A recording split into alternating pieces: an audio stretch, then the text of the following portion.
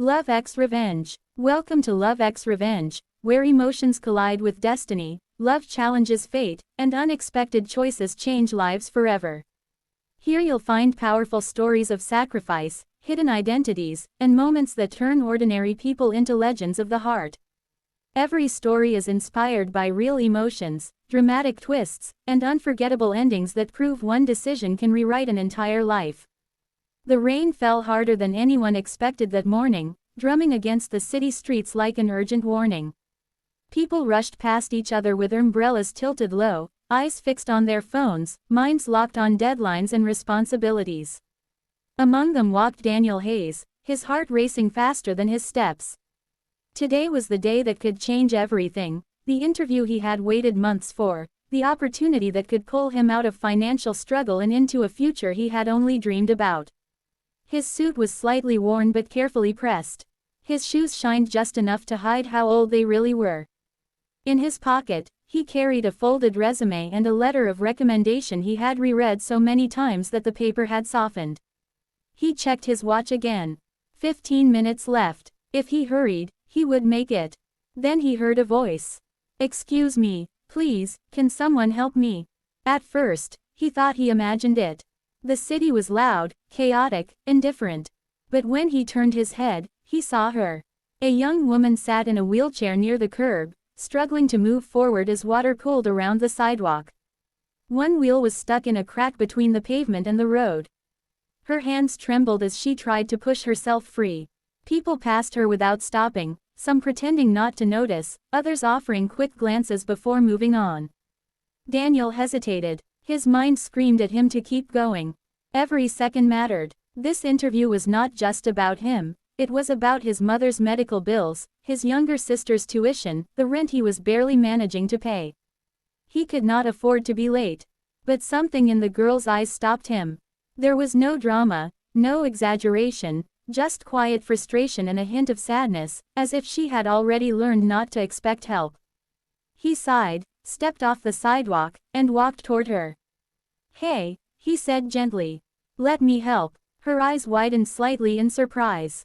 "Thank you. I'm sorry, I didn't mean to bother anyone." "It's fine," he replied, crouching down to free the wheel. With a firm push, he lifted the chair slightly and pulled it back onto the sidewalk. "You okay now?" She nodded. "Yes. Really, thank you." Daniel smiled briefly, then glanced at his watch again. 10 minutes left. The building was still several blocks away. "I can help you cross the street if you want," he offered without thinking.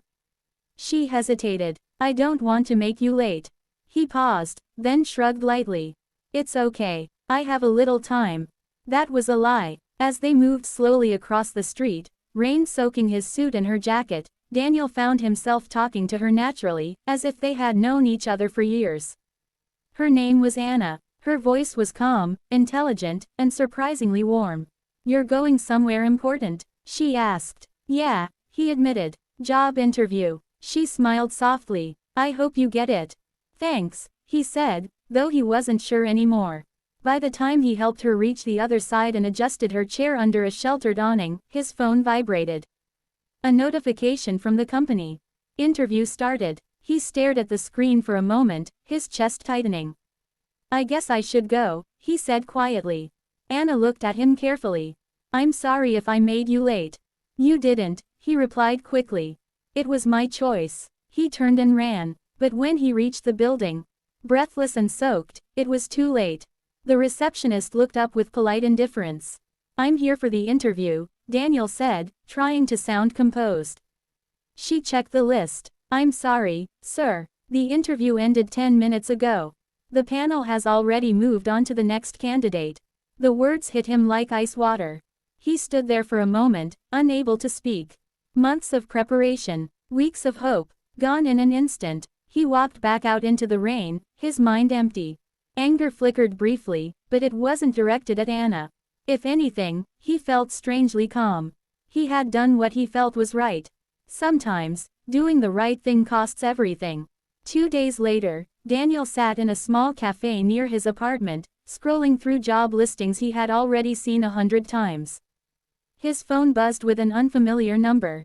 "Hello," he answered. Good afternoon, Daniel Hayes, a calm voice said. This is Grace from Aurora Holdings. We would like to invite you for a meeting tomorrow morning.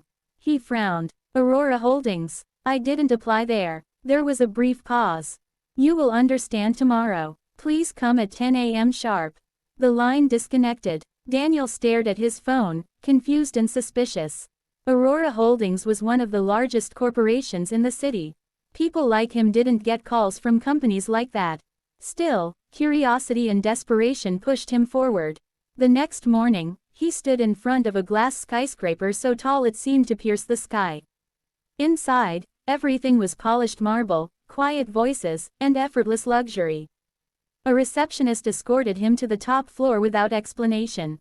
When the elevator doors opened, he stepped into a spacious office filled with sunlight and modern art.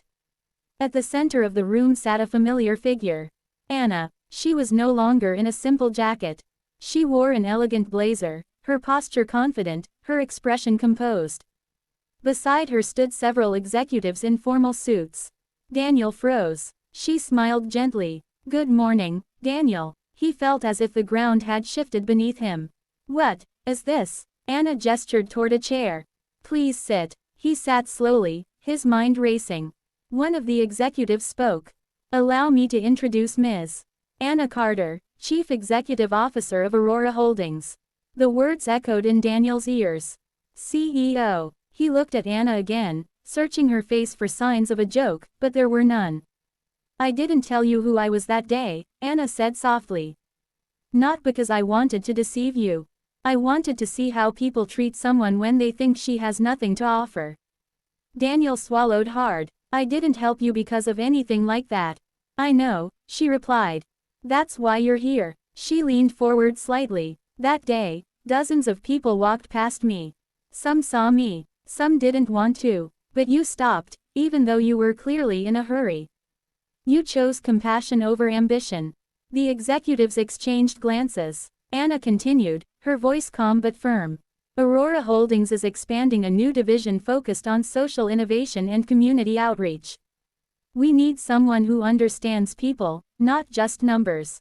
Someone who chooses humanity even when it costs them.